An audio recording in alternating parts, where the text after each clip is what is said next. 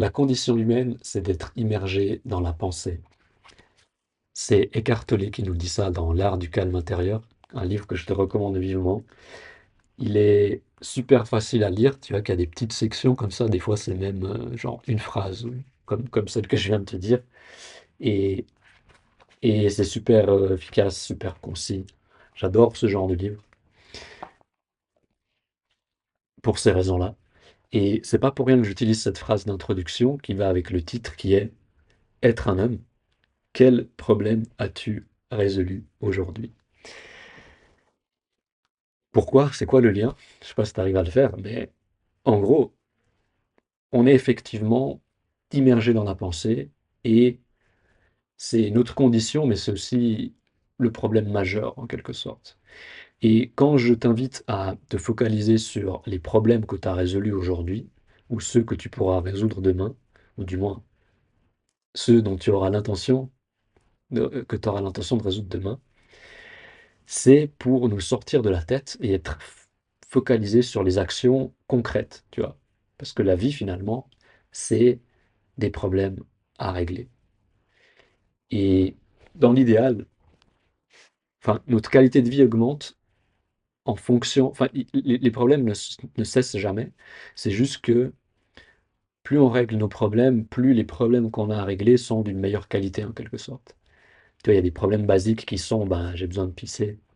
Bon, faut que j'aille, voilà, faut que je m'occupe de ça. J'ai faim, je suis fatigué, etc. Et ce qui est dingue, c'est que énormément de gens sont n'honorent pas ces problèmes de base qui font partie de leurs besoins fondamentaux. Qui sait qui, enfin, quelle est la proportion d'êtres humains aujourd'hui sur Terre qui s'alimentent correctement et qui se reposent suffisamment? Et si tu fais juste ça, si, franchement, si je devais faire un souhait, c'est que ce serait ça en fait, ce serait que tous les humains sur Terre se reposent suffisamment et mangent de manière adéquate. Ça leur garantit une forme optimale, une santé optimale, et ça règle d'office pratiquement tous les autres problèmes auxquels on fait face. Les problèmes majeurs, on va dire que certains problèmes majeurs qui ne devraient pas exister en réalité. Si on était tous sains de corps et d'esprit, probablement il n'y aurait pas la faim dans le monde, tu vois. Ça n'existerait pas. Il n'y aurait pas de... Enfin, c'est deux choses qui sont corrélées. Il n'y aurait pas d'hommes extrêmement riches qui seraient multimilliardaires. Ça n'existerait pas. Il y aurait une répartition de la richesse qui serait bien plus équilibrée. Donc, revenons, on va dire que c'était l'introduction, on va rentrer maintenant dans le vif du sujet. Et là, j'ai mes notes devant, c'est pour ça que je me penche et que je fais un truc peut-être pas très poli, pas très classe, mais je sais que j'ai mes notes devant moi. L'idée, c'est donc de sortir de la tête. Ah oui, je voulais aussi dire que j'ai l'impression, pour ça que dans le titre, il y a être un homme. Je sais aussi que mon audience, c'est principalement des hommes. Et c'est aussi principalement des hommes que je vise. Mais je sais qu'il y a aussi des femmes dans l'audience, et c'est cool. Mais j'ai l'impression, tu me diras si je me trompe, peut-être c'est un gros stéréotype, mais j'ai l'impression que les hommes sont encore plus concernés par ce truc d'être dans le mental, et trop dans le mental, parce que un homme, apparemment, de ce que j'ai cru observer et me lire aussi ou entendre, c'est un homme utilise davantage l'intellect, de manière excessive même. Et d'ailleurs ça c'est un problème. Enfin, c'est une répétition. C'est si être trop dans les pensées c'est un problème, utiliser trop l'intellect c'est un problème. C'est toujours une question d'équilibre. Et donc, c'est encore plus voilà, intéressant d'en parler ici parce que je m'adresse principalement aux hommes. Et cette idée, c'est aussi de se focaliser sur les problèmes, c'est pour moi une invitation à se responsabiliser. Il y a beaucoup de gens, beaucoup d'hommes qui ne sont pas assez responsables. Et quand on se focalise sur les problèmes à régler, on est automatiquement dans une responsabilisation parce que on décide intentionnellement de s'occuper des problèmes et de les résoudre. Et moi, je trouve ça génial parce que, enfin, je pense que c'est un des effets. J'ai pas envie de tout ramener à la rétention séminale, mais et à l'abstinence, parce que finalement, peut-être il faut que je clarifie. Je parle beaucoup de rétention séminale sur cette chaîne parce que c'est ce que je fais et que c'est un mot-clé qui est très répandu sur YouTube et Internet. Mais en réalité, moi, pour l'instant, c'est surtout de l'abstinence que je fais en fait. C'est que j'ai vraiment pas de d'activité sexuelle du tout. Et, et bref, mais l'abstinence inclut forcément la rétention séminale, évidemment. Mais sans vouloir tout ramener à ça, j'ai l'impression que depuis que je suis dans l'abstinence et la rétention séminale, je suis moins, alors je suis pas forcément moins dans le mental, quoique oui, certainement, mais surtout, je suis moins, comment dire, paralysé par le mental. Je suis beaucoup plus dans l'action, dans le concret, tu vois. Et je fais ce que j'ai à faire. Bien sûr, il y a toujours des moments où je peux avoir de la distraction, qui est aussi, être dans la distraction, c'est aussi des fois, c'est une forme d'action. Enfin, on peut être dans l'action quand on est dans la distraction, mais c'est pas de ça que je parle. Je parle vraiment des, de l'action, enfin des problèmes simplement, des actions qui sont orientées résolution de problèmes.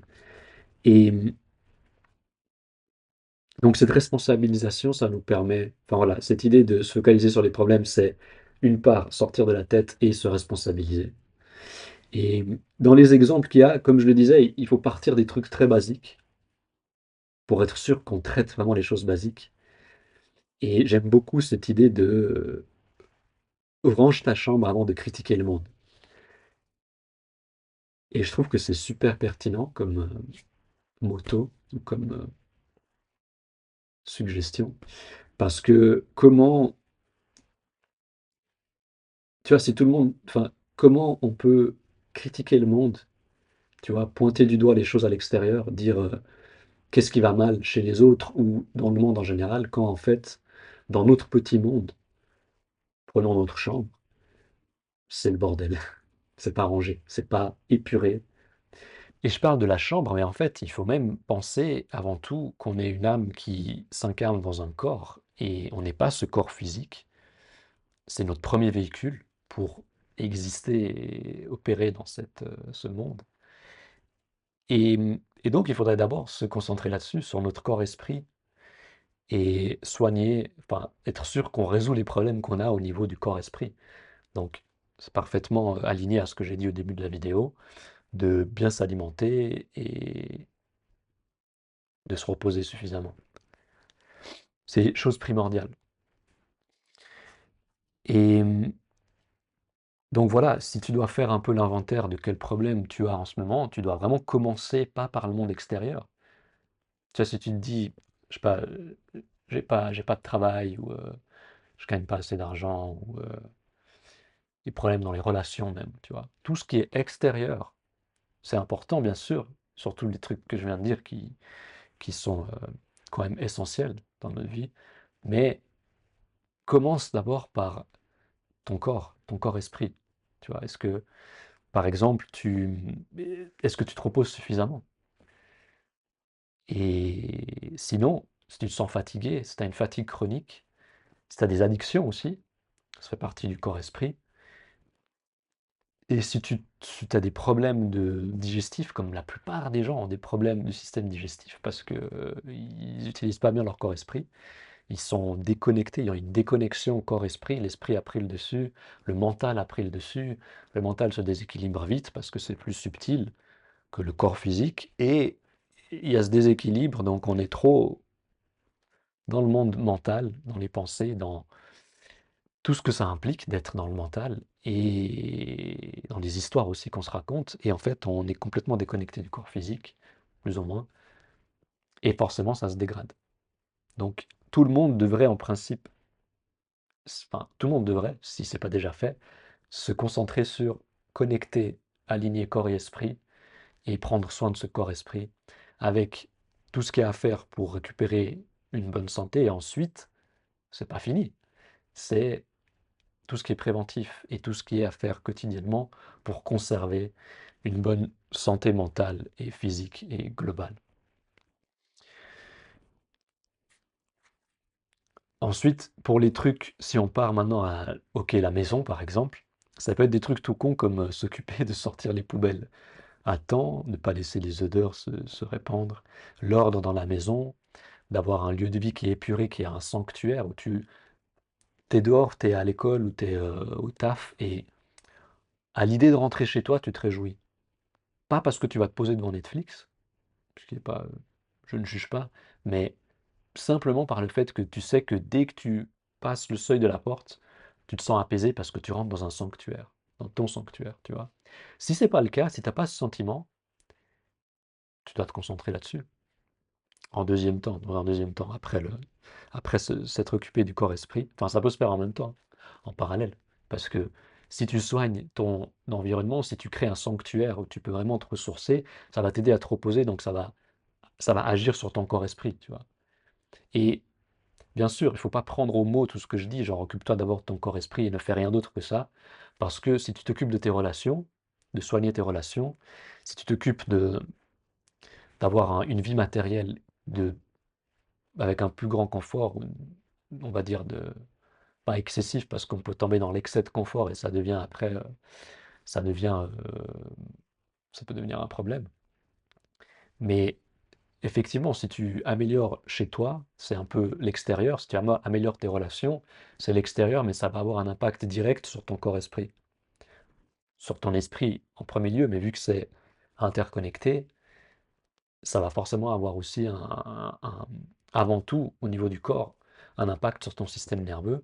Tu vas pouvoir ressentir enfin, tu vas pouvoir être plus calme simplement, parce que t'as une vie matérielle et relationnelle qui est meilleure, tout simplement.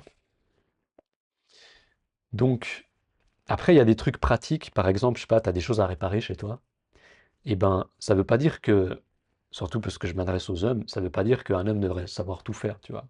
Faire des trous dans les murs, réparer l'électroménager, etc. Fais-le si ça te branche, fais-le si tu sais pas forcément le faire maintenant, mais que tu as envie de savoir le faire, que ça t'intéresse, tu vois. Mais il faut pas se sentir non plus obligé de savoir tout faire. Euh, Par contre, ce qui est important, en particulier en tant qu'homme, et encore plus, enfin, si tu habites seul, c'est de toute façon valable, mais encore plus si tu as une compagne, une femme, ou même si je sais pas, tu habites encore avec tes parents, je pense surtout à des cas comme des, des mecs qui ont, je ne sais pas quel âge, peu importe l'âge, mais qu'ils habitent encore avec leurs parents, ou peut-être que avec leur mère. C'est super important de pas s'enfermer dans un rôle d'enfant, mais d'être soi-même le plus possible et un homme dans une colocation, on va dire. Même si, je sais pas, on paye pas le loyer, c'est ta mère qui paye peut-être, tu es encore étudiant, j'en sais rien. Mais si tu es un mec et que tu habites avec ta mère, que ce soit juste vous deux, que vous ayez des frères, que tu aies des frères et sœurs, peu importe, il faut que tu aies un rôle masculin et que tu prennes des responsabilités à la maison. C'est pas parce que tu es le fils de maman que tu dois être que ça et que ta mère doit tout faire. Ça, c'est un truc c'est des schémas, c'est le patriarcat, c'est des habitudes et ça n'a pas lieu d'être. Donc pourquoi je disais ça? Oui, parce que si, je sais pas, tu as la machine à laver qui a un souci, ou le lave-linge, je sais pas, le lave-vaisselle ou le lave-linge, ça veut pas dire que tu dois, tu vois, être capable de tout réparer toi-même, mais par contre, tu dois résoudre le problème. Et résoudre le problème, peut-être, ça veut être appeler un expert et se charger enfin, de coordonner la réparation, tu vois. Euh, et enfin, dans certains cas, ça veut aussi dire s'assurer qu'on ne se fait pas arnaquer parce que je pense, je sais pas, aux mécanos pour l'automobile, je sais qu'il y a c'est quand même répandu que parce que la plupart des gens sont ignorants dans le domaine de la mécanique automobile, bah, beaucoup de mécaniciens vont en profiter pour faire des tarifs super chers, alors que ça ne devrait pas être aussi cher. Donc, surtout si tu es un homme, il faut que tu prennes tout ça en charge et que tu résoudes tu t'occupes de résoudre les problèmes, tout simplement. Je crois que j'ai tout dit en fait, ça n'a pas besoin d'être plus que ça. Dans la partie santé mentale aussi émotionnelle, peut-être que résoudre un problème, ça veut notamment dire sur une thérapie quelconque, que ce soit de la psychothérapie ou autre chose. Peut-être c'est ça. Et là, je ferai une vidéo spécifique, mais il y a énormément d'hommes encore qui n'osent pas aller demander de l'aide, qui pensent qu'ils doivent résoudre tous les problèmes tout seuls. J'interagis avec des mecs, même avec un de mes amis, et là sur stopfap.org en particulier, et j'arrête, enfin, je tombe de plus en plus sur cette réponse, ce schéma, le mec il veut en fait tout faire tout seul, tu vois, et il pense, je sais pas, je pense que c'est juste un schéma, et ça vient aussi peut-être du patriarcat et de la culture et la société dans laquelle on vit, on a grandi. Mais mec, demande de l'aide, ok? Et c'est pas forcément, tu vois, moi j'ai jamais fait de psychothérapie. Par contre, j'ai reçu des soins thérapeutiques, le massage métamorphique en particulier, et ça m'a transformé, ça m'a métamorphosé justement.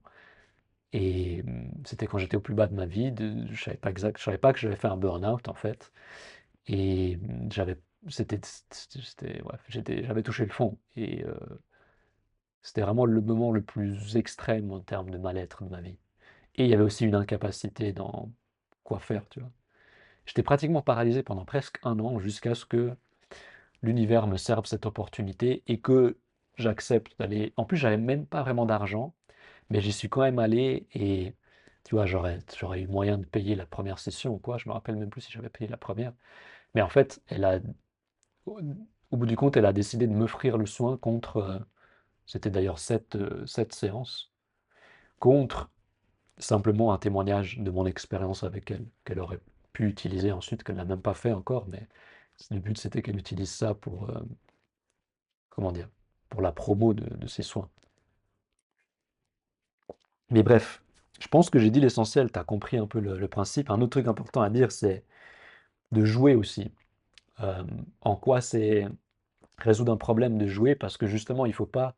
Ça aussi, c'est un piège de l'homme, tu vois, en particulier de l'homme, c'est que on a tendance à être trop occupé, à s'occuper à l'excès et être trop dans l'action aussi. Donc c'est paradoxal parce qu'à la fois je dis focalise-toi sur l'action parce qu'en fait on vit une époque où on est peut-être trop dans le mental justement et on peut être paralysé par le mental. Donc ok, on va dans l'action, on se focalise dessus, sur ça, sur résoudre les problèmes, mais il faut aussi faire attention à pas faire un burn-out en fait, parce qu'on est hyperactif et on se repose jamais. Mais heureusement qu'au début de la vidéo, j'ai tout de suite parlé du repos. Et pourquoi maintenant je parlais de jeu? Parce que jouer, c'est une forme de repos.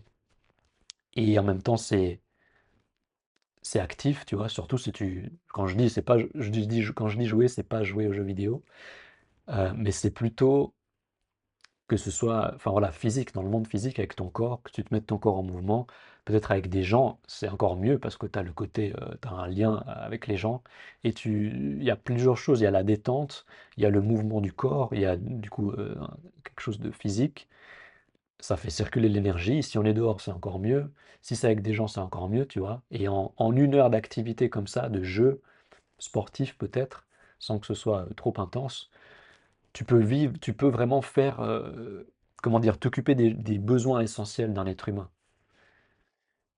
Après, je bannis pas les jeux vidéo, surtout si c'est en multijoueur, mais en présentiel, parce que du coup, on s'amuse, tu vois, on rigole, et on joue, et on déconnecte un peu le mental de la vie, tu vois, trop, justement, sérieuse, on va dire, et on est ensemble, et bref, c'est amusant, tu vois, c'est une forme de repos, malgré le fait qu'on soit devant un écran.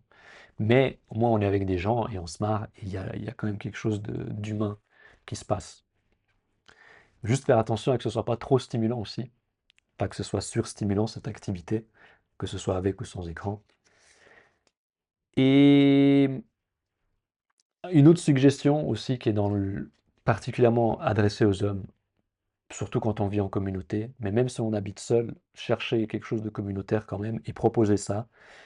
Mais si on a un foyer et qu'on n'habite pas seul, c'est de proposer des cercles d'écoute tous les soirs au dîner, idéalement, au, au pire, au minimum 1 fois par semaine, de réunir la famille, les membres de la famille, si t'es père, même si t'es juste, justement, t'es l'enfant et peut-être t'es même le plus jeune, peut-être, je sais pas, t'as 20 ans, 25, et t'es la personne la plus jeune à la maison, mais t'es un homme.